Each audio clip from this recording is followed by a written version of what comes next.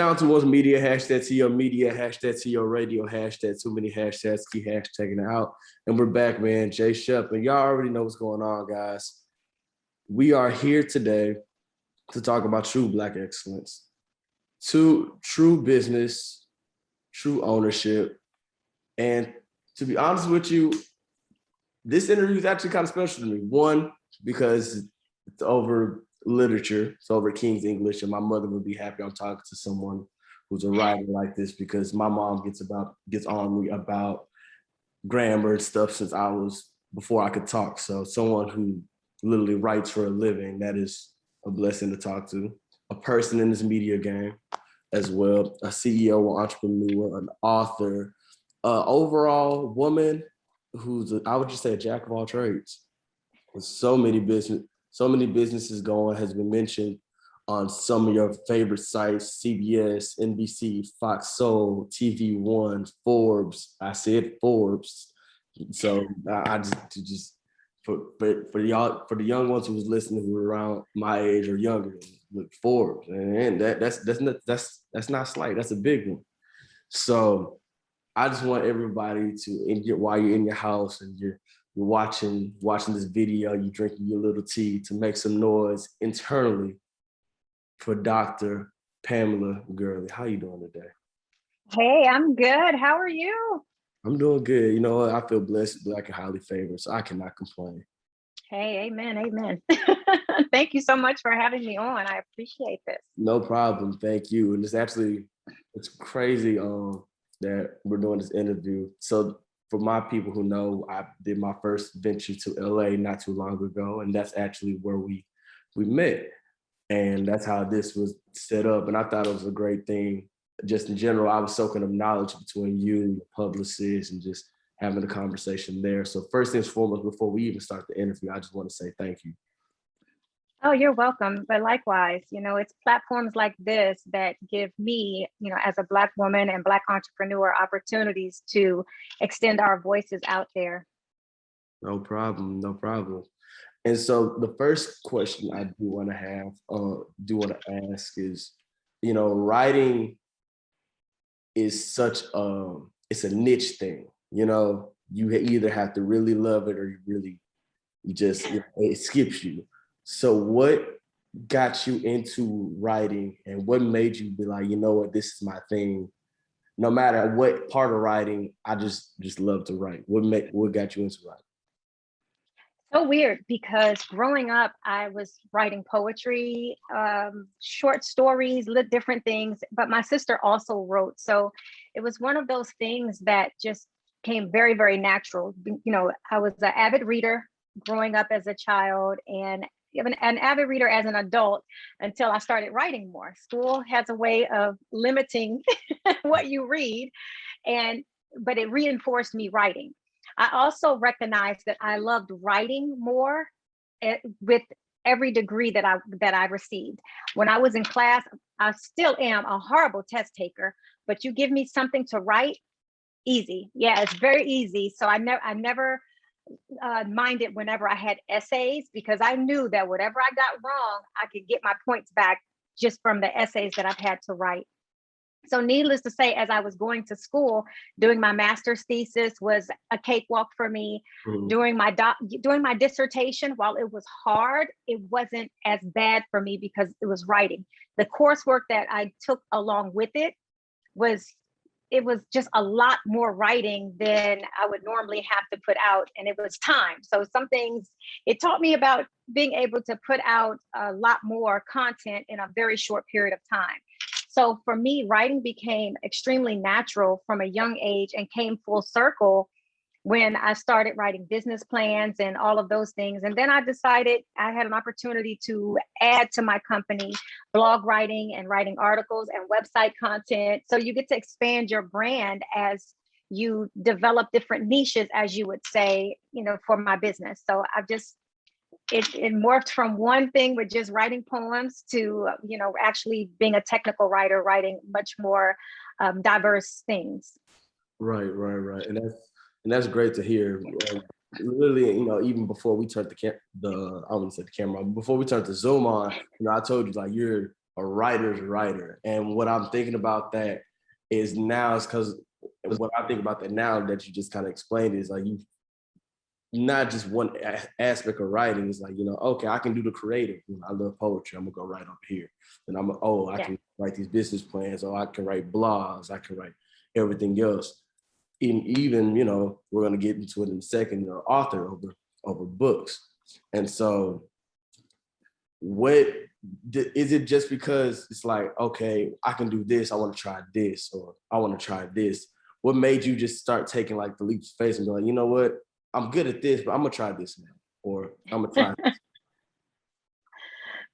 this? Are you saying like what made me go into being an author to write books? More or less, what gave you the I guess the confidence to be like, I'm good at writing this? Because I feel like some people could be good at writing one thing, but they don't want to try writing anything else, you know?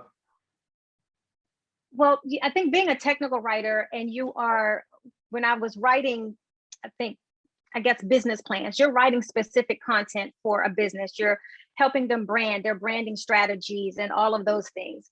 But then when you're writing their website content, or you're writing, you know, grant essays or anything, you're writing very personal, intimate things about a company or a person. That's just like writing media. I think that's what made me kind of decide, let me just try writing, you know, media. Actually, even though that came to me as an opportunity to just write when I first did the Stellar Awards last year, and just being able to write up content, I was like, oh, I can do this, you know, more often. But I equate it to people owning a brand. People are their own brands. And so for me, my goal as a creative writer is making sure that not only do I have your brand shine out there, it's picked up on SEO. And so it does take a different technique when you are blog writing, because you're adding in backlinks if necessary. There are several other things as well that it's not one-sided, not at all. It's not one-sided at all. And so having all of these areas where I can write, because it ties back to what I do best, create businesses, sustainable businesses. We can't eliminate the internet from it. So you make it very user friendly for your company. And that's what I did. I gave myself an opportunity to leverage every opportunity for writing, because a lot of people don't know how to write. It does take a very skilled person to write. And I never really thought that. But then as a college professor, yeah, there's often times where I'm showing my students how to write academically. But then I also show them how to write just, I guess, for a different target audience. And so they get the best of both worlds from someone like me, because I can write in many different ways. Right. So I've never been afraid of it. Never. Just leap out there. Got you too. I got you. And that's the thing about, I guess, when you're in a creative space, is that you just kind of get it. You know, when you're in a creative space, I feel like you just take these leaps and you just jump. Because your creative mind is telling you, know, maybe today we're here, tomorrow we're there, you know, and the next day you're there. And when you was talking about creating businesses, that you are very good at, Doctor. I will say this. You are the founder and CEO of Clark and Hill Enterprise, founder and CEO of I Am Dr. P. Gurley, founder / CEO of Unapologetic by Dr. G. One more, we got more still, guys. Founder / CEO of Dope Ass Woman, ass with the A, $sign, to get it a little professional, a little pizzazz on it, or DAW Entertainment. So you're not, let's just say this, creating businesses, I think it's your thing. I think for everybody out there, I just gotta let y'all know that's a thing. But really, what I wanted to get into too is the author part. You know, let's talk about these books. Let's talk about what you have going on right now. The Brown Girl and Brown Boy series, which in the age of 2021, after we just got off of a rough year of 2020, not only in the mix of a pandemic, it was so much social injustice that has already been going on for so long that really hit a forefront in our country. I think I told my friends May of 2020 was a month that I feel like needed a documentary because the whole world was fed up. And literally in every big city that we had shut down or protesting at an all-time high and police injustice at an all-time high and how we were dealt with. I feel like a brown girl and brown boy series that talks about kids at a young age figuring out who they are, I think that is truly very important. What made you even think of doing a series of books like this? You know, I get this question so many times, and it came to me. I wrote 2 other books for adults that talk about this very thing here, and just building community and removing stereotypes, but also finding out the way to change the narrative for Black women. But also, I think it was time to not only just talk to adults.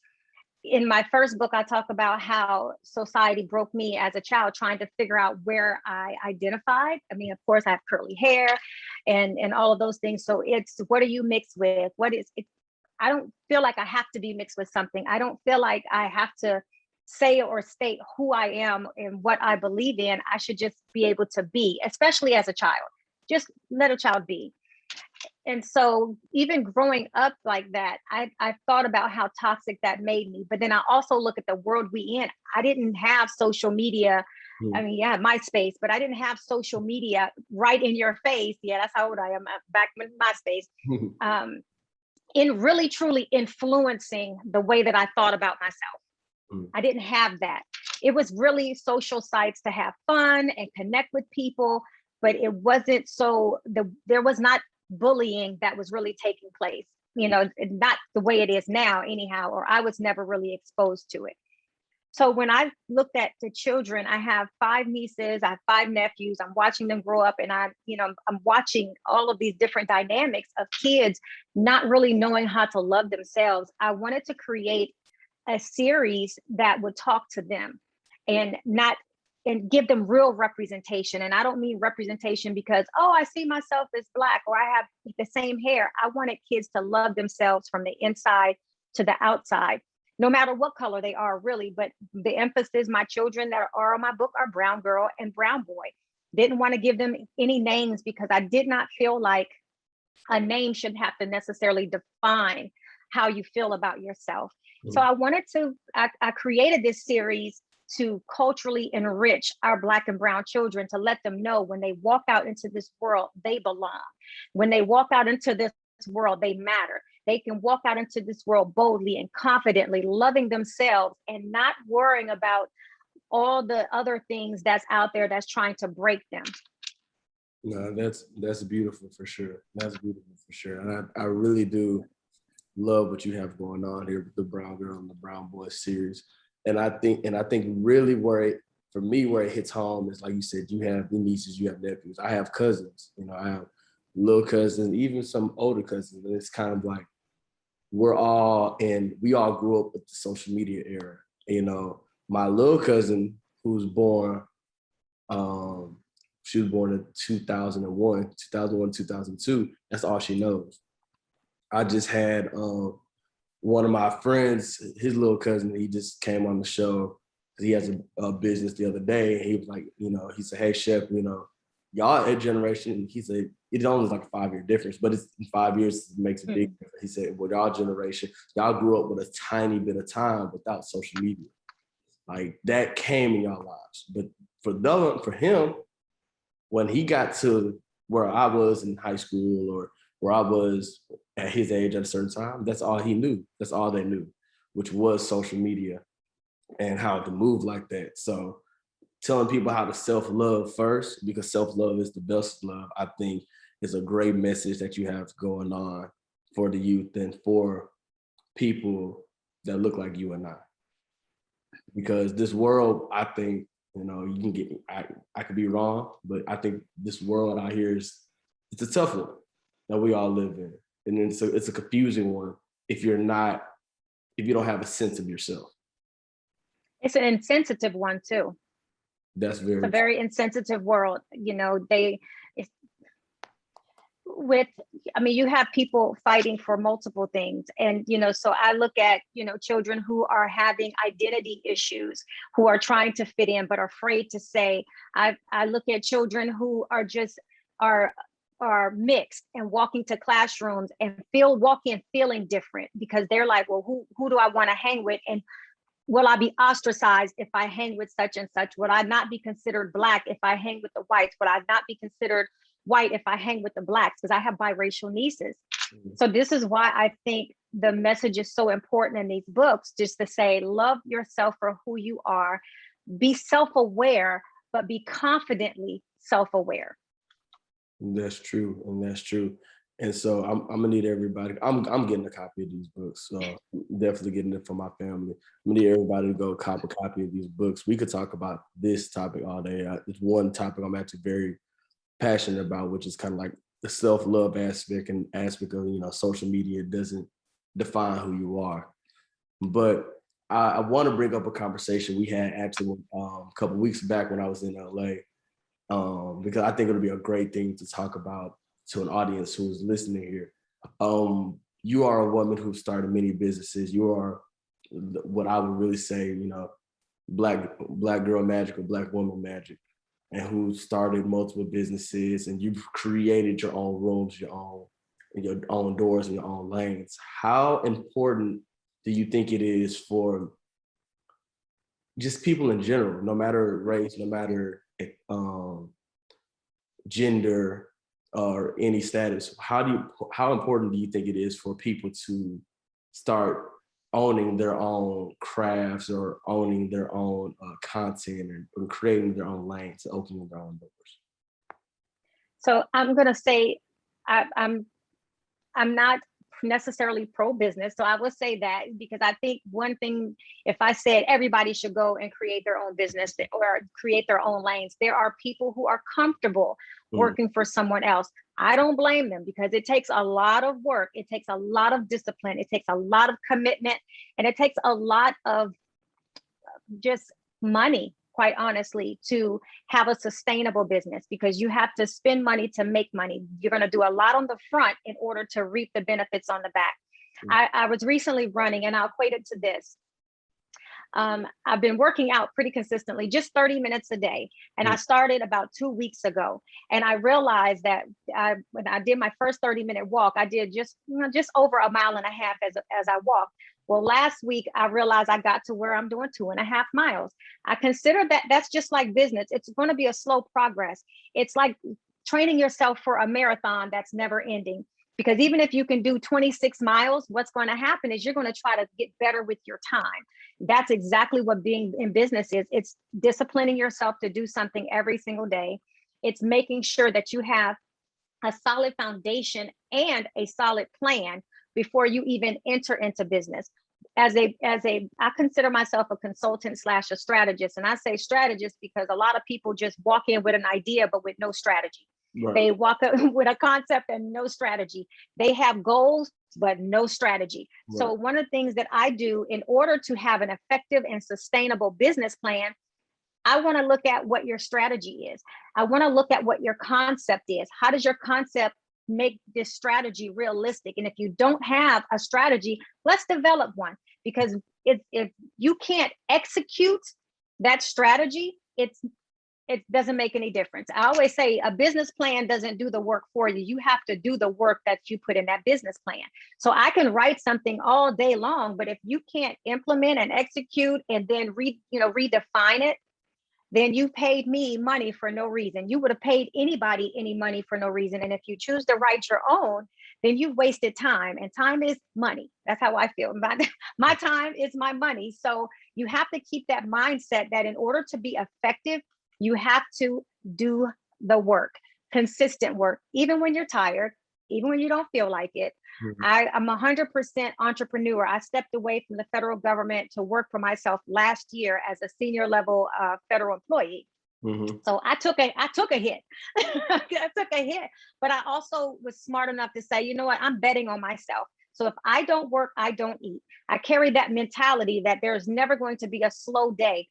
The other part is, even if you're not making money every single day, what are you doing with your time that's going to get you paid in the long run? So, I mean, as an author, I'm having to stop writing for other people that normally generates business for me, unless I have one of my other writers, do some writing content, but which still comes back to me because I'm the editor. I'm having to edit and do all of the work for it. I still have to write these books. I look at writing these books as residual income, because once they are gone and written, people just have to buy them.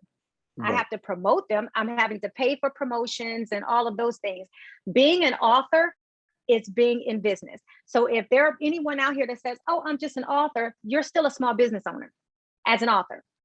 So you should know what your strategy is going to look like being an author.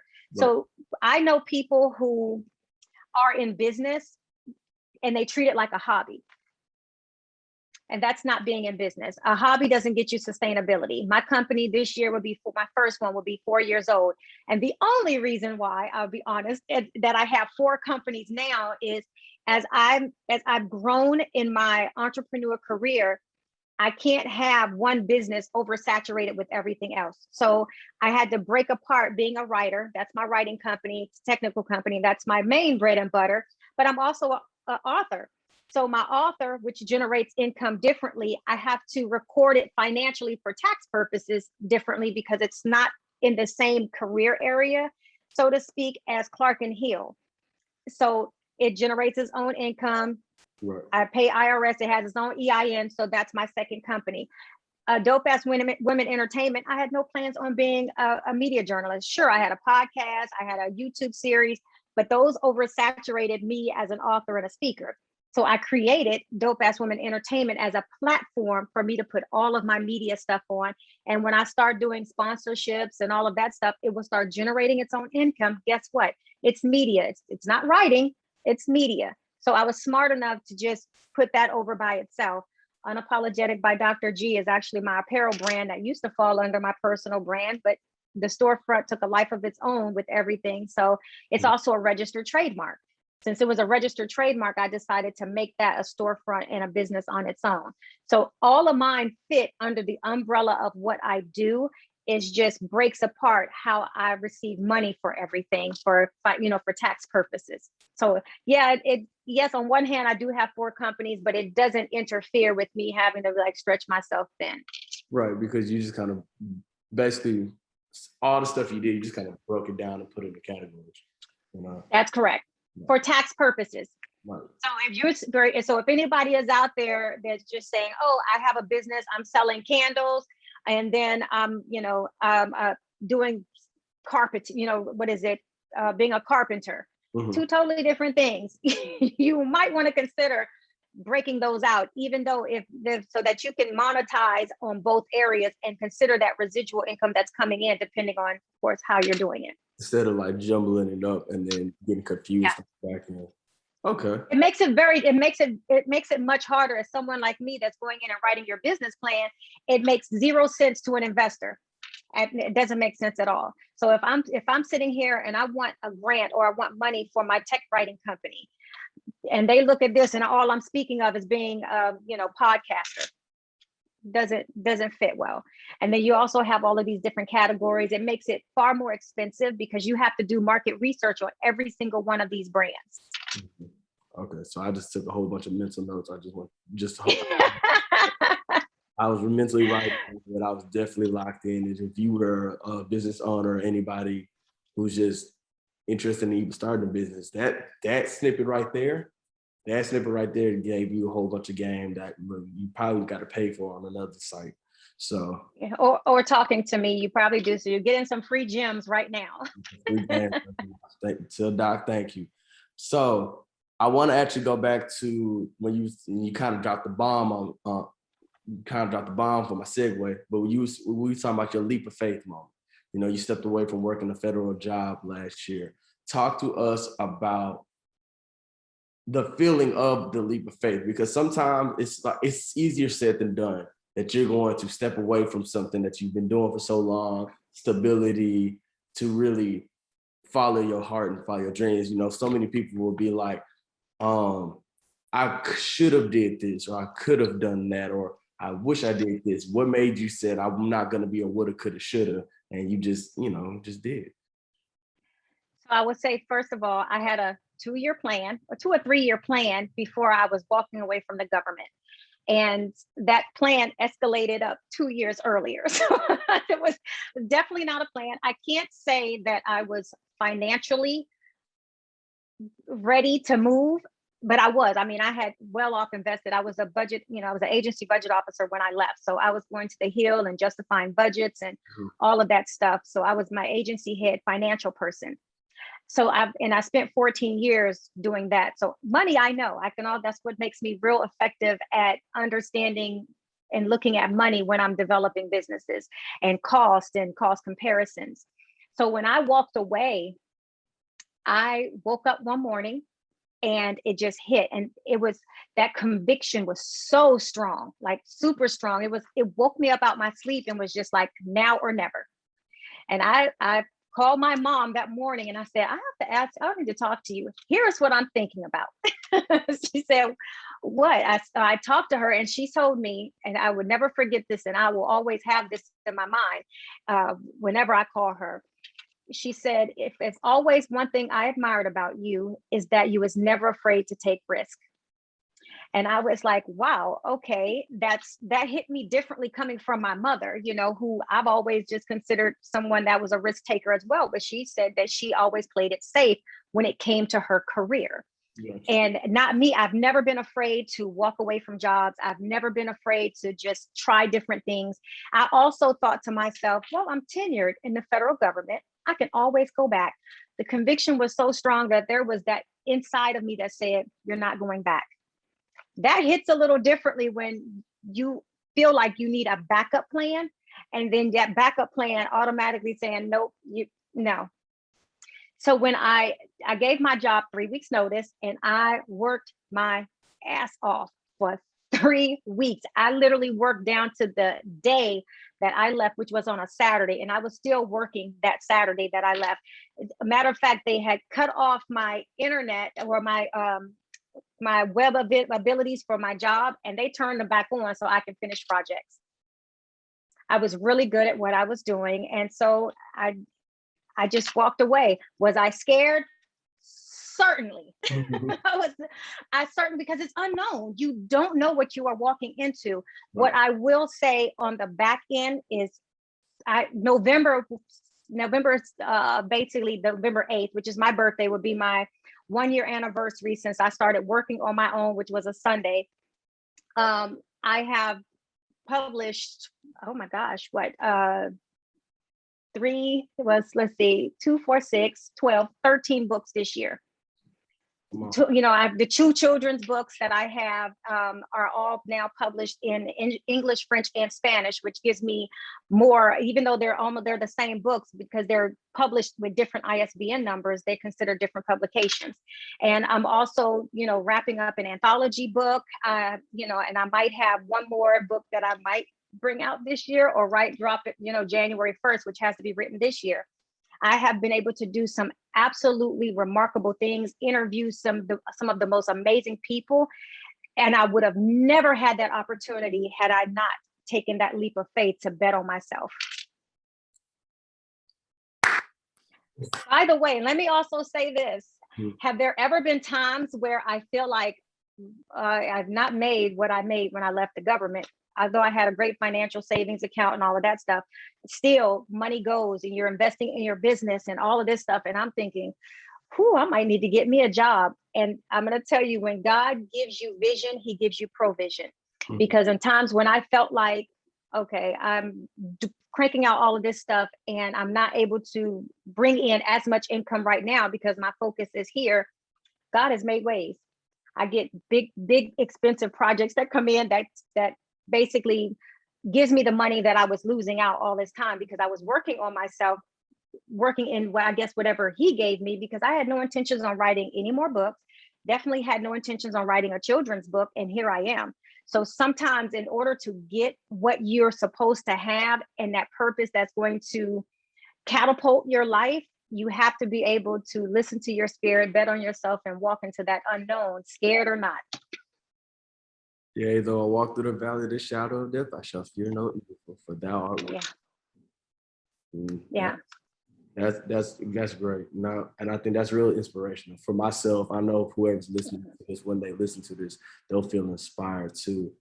13 books in a year published. You got to show the people what the Brown Girl and Brown Boy series looks like. I know you got it right there. Okay. So these are the first books, Brown Girl, Brown Boy, Be Social. Unfortunately, the French and Spanish just published, but you can go on my website and see what those look like. They have the same covers. They're just in Spanish and French. And then dropping in September will be the next release, September 3rd, which are the Brown Girl, Brown Boy, Break Barriers. And this is also going to be offered in English, French, and Spanish as well. These are the English copies, and the French and the Spanish will be available for pre-order, probably by the end of this week. Got it. Y'all heard Doc. And the last question I have, this is actually funny because this is such a backwards thing to ask at the end of an interview instead of the beginning. Doc, you didn't let the people know where you're from. Like,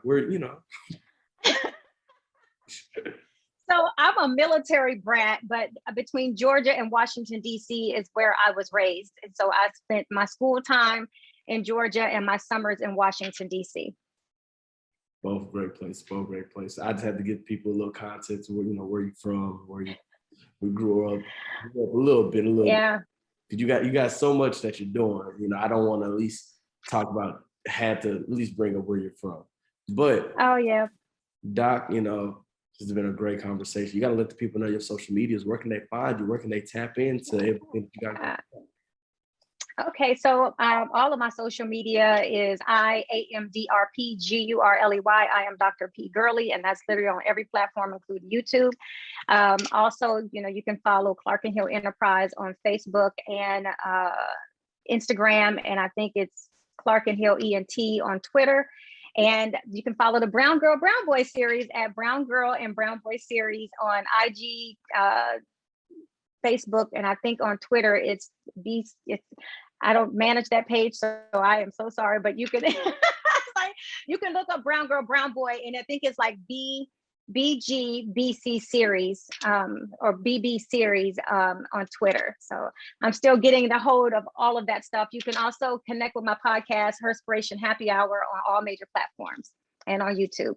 Definitely, guys. Y'all heard her plugs. Let me go ahead and plug myself. Yeah, and my books are available just about anywhere. You can get them on Amazon, Barnes and Noble. You can get them on my website, unapologeticbydrg.com.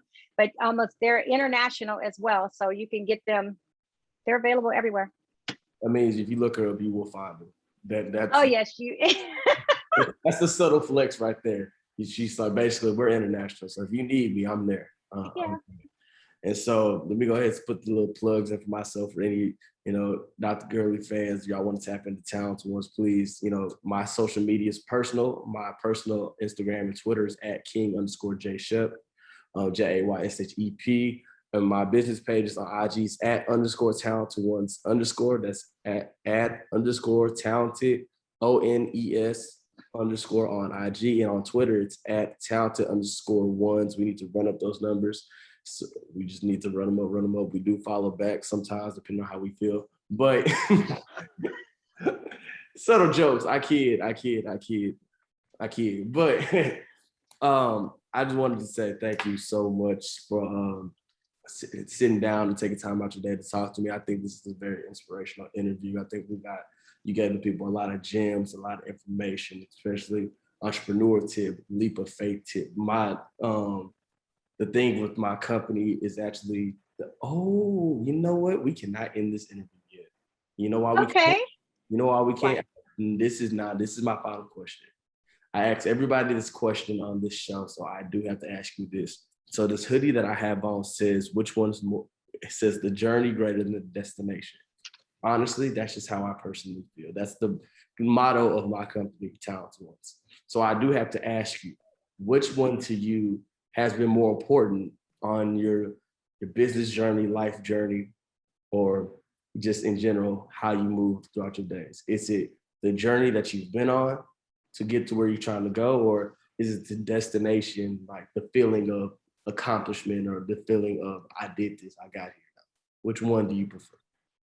I'm going to take the journey. I'm going to take the journey because I think that life is evolution. Mhm. And the journey is everlasting. And so as long as I am living and breathing, then I'm going to be on a journey, because that destination means the grave for me. And gosh darn it, ladies and gentlemen, I couldn't have even been said. So look, from Dr. Gurley, from myself, y'all got our social medias. Please definitely tap in. This was a great interview. Thank you so much for taking time out your day to talk to me, myself. So from Jay Shep, from Doc, I'm just calling him Doc. We family now. So now from Doc, we're out, man. I appreciate y'all. Make sure you tap into our social medias. Love. All right.